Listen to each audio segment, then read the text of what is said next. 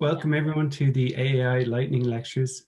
Today we have NOJI from Sligo. We have Elizabeth Klein and John Monaghan, who are going to present Shaping Place by the Sea. So when you're ready, take it away. Hi, Ronan. Thanks very much for asking us to do it. Yeah. So we have selected this piece of work by Jack B. Yeats called A Summer's Evening in Ross's Point. We thought it kind of, I suppose, represents a common theme that we have in conversation in the office, which is really around gathering space in this coastal environment of Sligo where we are, and that's close to our hearts, where we've both grown up and where we've returned to now. So I suppose today's discussion, while primarily our work is domestic work, we have been over the last couple of years dipping our toe into public realm work. So yeah, I suppose Shaping Place by the Sea we felt was appropriate for what we want to speak about today. Yeah, we were approached, I suppose, just by being in the community, so to speak, and using these environments ourselves. We were approached to look at a design plan for Ross's Point, which is a seaside village that ultimately had its identity both physically and kind of emotionally cut off from the sea by a road, a significant road that went along the sea edge and separated the village and took away any of the old harbours that would have kind of been almost per house as we went along the village. So when we looked at it, the modern context of Ross's Point is almost a suburban satellite village to Sligo town. And while the activities aren't quite in the fishing realm and the seaside function as before, there's definitely there's a need to reconnect with the sea. So we looked at the promenade as a road rather than as a negative, as a positive, to bring activities onto the seaside of that, to allow the kind of central spine of grass that runs along it as a linear park, and to allow access points across the road, both in terms of safety and in terms of just connection of the village back with the seaside, so that both from a lookout point, from a sea access, and then just cycling, running, all these type of activities that would be brought back along the road. You can see top left is the upper village road. It's to increase pedestrian access and use and connection down to the promenade. Lower left is this sense of softening of the promenade and instating activities along the stretch of it, and you can see the linear park to the right. And then there's also scenic walks that stem from it that are pedestrian access only. And really it was putting together a document that kind of empowers a community to take control. So we proposed small, medium and large, I suppose, interventions, but set about kind of achievable timelines that these small or large projects could be carried out in, and maybe connect them with their particular funding streams that they'd be able to avail of as a community. And so it was a challenging project in terms of trying to break through this barrier and to not to just present these kind of notional big large projects, but to I suppose feedback achievable short term and more kind of I suppose community led projects. So hopefully over the next couple of years we'll start to see some of these interventions come about. Yeah, which there's now the start of that process has already come about in terms of the RRDF funding. The Development Association, or Sligo Council, with the backing of the Development Association, has now been successful in granting funding for that. So it's exciting again to have been part of the initial design stage. We won't be part of the design team tendering for that job, but they've granted funding on the back of the design plan we did. This leads us to our next project, which is just down the road and within the same village. It's the Parish Church and parochial grounds, parochial house and grounds. Very unique site, straddling, I suppose, from the upper road to the lower road, quite a steep slope, and with the only direct pedestrian access from top to bottom, top village to the bottom of the village. We were tasked to, I suppose, carry out a feasibility for the future use of the site, but with community focus at the centre. We were very lucky to have a client with great vision, and it was a really enjoyable process. The brief was to, I suppose, tease out what options there are for the future use of the grounds and for the community and for the church, as well as addressing accessibility issues with the existing church and sanitary facilities and that type of thing. So that was a real success, and I suppose it just showed how, if a community is presented with the project and the proposals and the facts in advance, how we can kind of can be a success in moving forward. So hopefully this project is something that is going to keep moving, which will be really exciting. It's midway through. The dynamic of having the public space aspect of it was pretty exciting. We've got the renovation and extension of the church itself. There's the possibility of a parochial house linked with that. And then it's really thinking the village identity with this site and how future public spaces can be created, not just directly outside the church,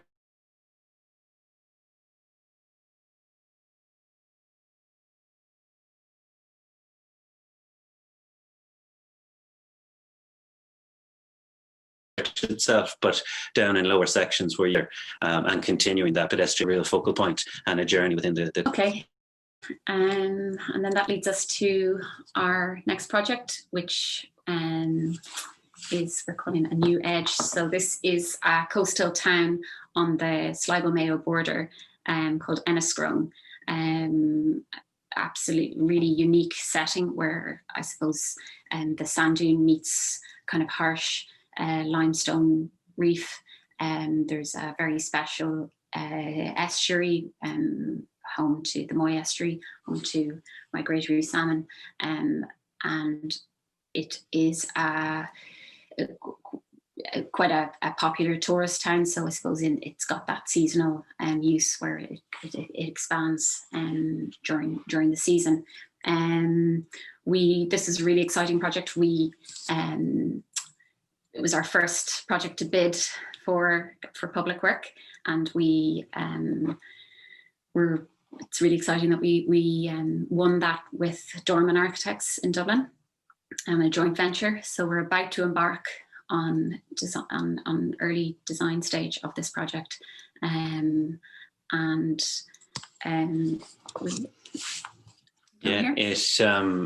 it's interesting as a town because like a lot, it just hasn't had a lot of thought put into that interaction of the town and the beach. They've both just coexisted and evolved as kind of staged or small segments of work existed from an access point of view. And so this, again, back to this almost the linear park idea where you have a bathhouse on one end, which is literally on the rocks, and it's an exciting little pavilion. You can see it in the top right there in its own right, and the use of it has to fully be divined yet. And it starts this linear park, which ultimately reaches the village, creating this soft edge and these interaction points between the walks, the village, and the beach itself.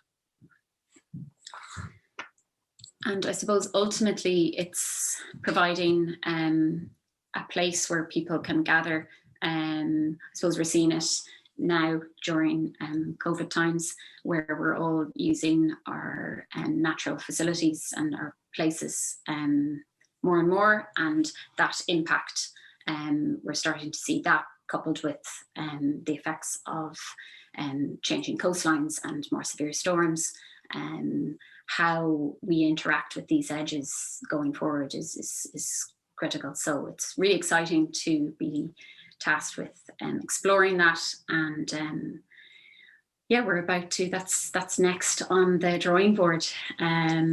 So watch this space, I suppose. We'll see what we can come up with. It's definitely been nice to take a step in this direction when often as a small practice, I suppose you become known for the projects in your past. And so through these certain steps with the design plan in Ross's Point and the urban or the suburban infill of the second site, it's kind of given us, as well as another smaller project we did for Sligo County Council, it starts to give a portfolio that allows you to start seeking out these other grant funded works coming through the e-tenders. Thank you very much, Liz and John. It was really interesting to see these future projects. Looking forward to seeing them being built. I had a question about where you talked a lot about edges, and can you speak about where the built meets the unbuilt and how you kind of negotiate that edge? In each scenario, it's been quite different. So it's in the Ross's Point example, it was almost softening of an edge that was predefined. And it's that engineer mindset sometimes in councils, or historically in councils, that leads to the priority of an articulated lorry over both pedestrians on land and access to water. So what we found there is that it was just the community almost defined already what they wanted. So we found that interaction of the natural and the built was able to be quickly resolved from an activity point of view by feedback from the community in terms of the briefing stage. And yet when you looked at the likes of Enniscrone, it was more piecemeal. It was looking to adjoin the existing attributes that were already there. There's a sort of sensitivity that you feel at the seaside that's maybe different from urban infill. And you're trying to both choose materially things that are correct, even in terms of form and shapes, designs that are correct, that it is extremely site specific, and it is obviously budgetary constraints feed into that. So you're toying with what's right for the site, what's right for the brief, and then actually what you can afford at the end of the day. Great. Can you tell me about who else is on your team? We're a practice of 4. So it's myself and John, and then we have Christina Keeley, who is has moved from Belfast via Dublin to Sligo and made her life here now. And we have a new member on our team who's a recent graduate from ECD called Cormac Guthrie. And yeah, he started his days at NOJI remotely, but hopefully we'll be in the office together soon. So you're based in Sligo, right on the coast? Yeah, you're never more than 10 minutes from the sea here, so we're right on the surfboard. We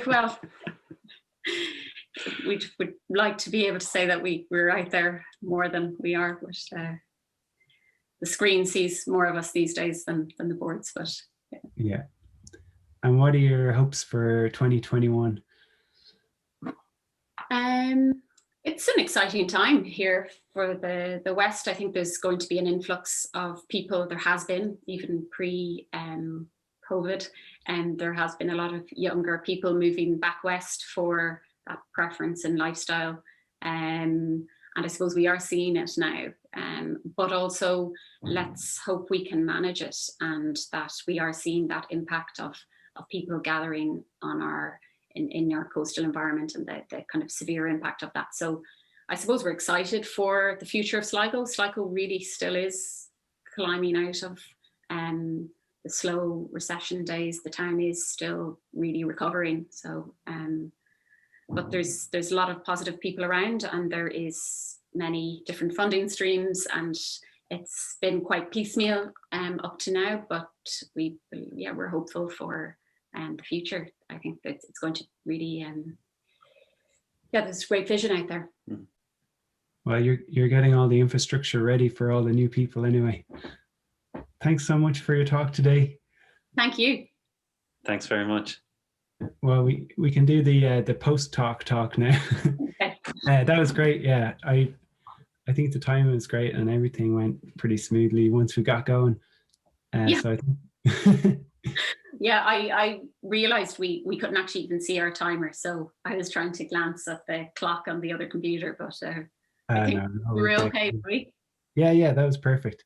Okay. Really nice projects. I love your kind of illustration style there. Yeah, Yeah.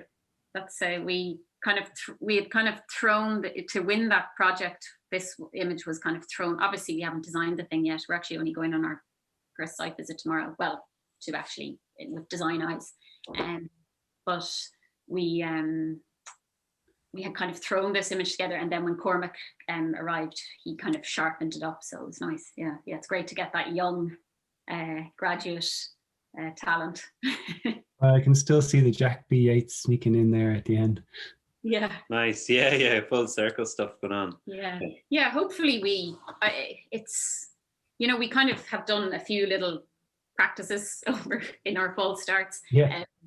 And I mean, it's an evolving conversation. At the end of the day, we wanted to just present something that this is kind of this is the avenue we're going down now.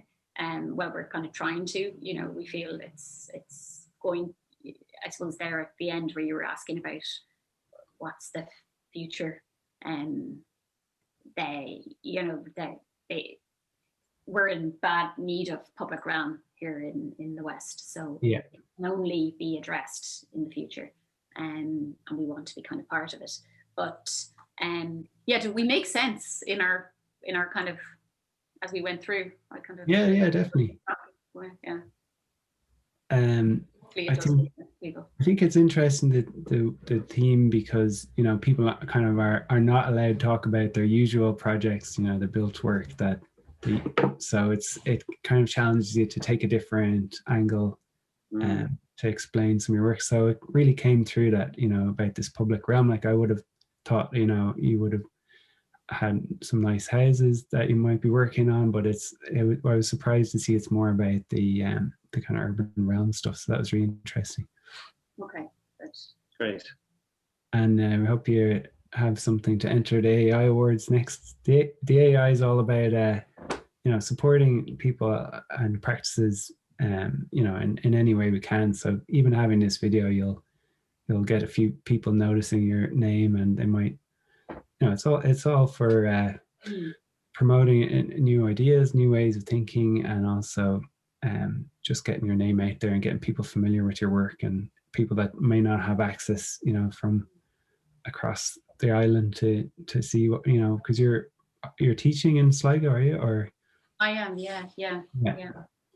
So I know, and that's initially when you first asked us, we're kind of really busy at the time, and when you're like, oh God, I don't know if we can gather our thoughts, and we've just come out of kind of a lot of like quite heavy domestic work, which just takes its toll.